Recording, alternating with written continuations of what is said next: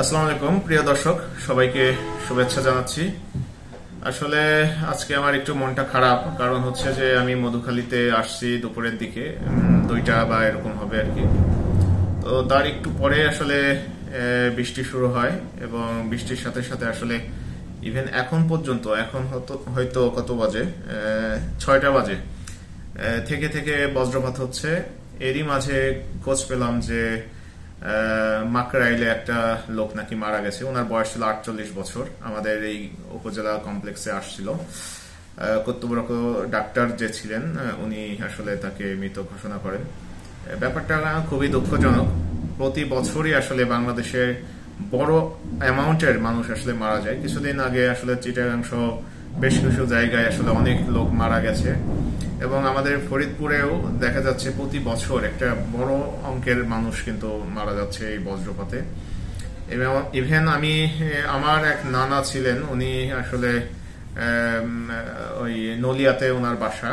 উনিও আসলে দুর্ভাগ্যক্রমে মারা যান, মাঠ থেকে ফেরার সময় বজ্রপাতে মারা যান আর কি। তো দেখা যায় যে এই বৃষ্টি বা ঝড়ের সময় অনেকেই মাঠে কাজ করেন। এটা খুবই আসলে ঝুঁকিদায়ক একটা ব্যাপার।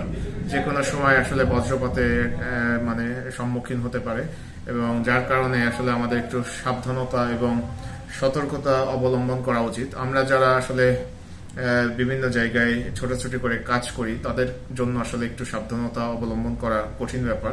কিন্তু আসলে পারতপক্ষে যারা আসলে বাসায় থাকেন বা খেতে কাজ করেন, তাদের উচিত হবে যে এই বৃষ্টির সময়গুলোতে আসলে একটু আসলে বাড়িতে থাকার চেষ্টা করা। আগেকার সময়গুলোতে আসলে অনেক বড় বড় গাছ ছিল, গাছগুলো কেটে ফেলার কারণে বজ্রপাতগুলো আসলে দেখা গেল যে এখন লোকালয় যেগুলো রয়েছে, এই লোকালয়ের মধ্যে আসলে হচ্ছে, এবং বৃদ্ধ বাচ্চা অনেকেই আসলে মারা যাচ্ছে। বাচ্চারা তো বুঝে না, অনেক সময় দেখা যায় বৃষ্টির মধ্যে বা ঝড়ের মধ্যে বেরিয়ে যায়, তারা কিন্তু এ ধরনের দুর্ঘটনার শিকার হতে পারে।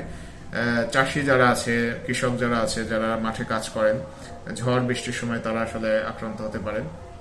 তো আমাদের উচিত হবে যে আসলে এই ঝড় বৃষ্টির সময় বাইরে আসলে কাজ না করা, বাসায় থাকার চেষ্টা করব। এবং বিদ্যুৎ সংক্রান্ত যে ব্যাপারগুলো, এই সময় আসলে যে আমাদের যে ফিউজ আছে সেটা অফ করে রাখলেই ভালো। আসলে সার্কিট ব্রেকারটা ফেলে রাখলে ভালো। গত বছর আসলে আমার 3টা নারিকেল গাছ, একটু সাইজে বড় ছিল নারিকেল গাছ, কিন্তু 3টা গাছই আমার আসলে মারা যায়। এবং এখানে একটা দুর্ঘটনা ঘটে, আমার টেলিভিশনের মাদারবোর্ডটা নষ্ট হয়ে যায় বজ্রপাতের কারণে, এবং আমার একটা অ্যান্ড্রয়েড টিভি বক্স ছিল, সেটাও নষ্ট হয়ে যায়।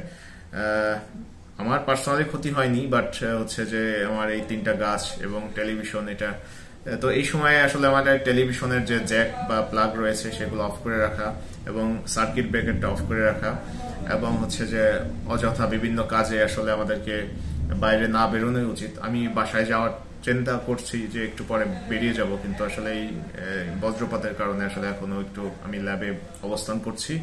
তো আসলে যেহেতু এই ঘটনাটা ঘটলো একটু আগে, আমি আসলে চাইলাম যে আপনাদের সাথে একটু শেয়ার করি। বসেছিলাম। তো আপনারা আসলে একটু সাবধানতার সাথে থাকবেন, সতর্কতার সাথে থাকবেন। সবাই ভালো থাকবেন, সুস্থ থাকবেন। পরবর্তীতে আবার কথা হবে। ধন্যবাদ।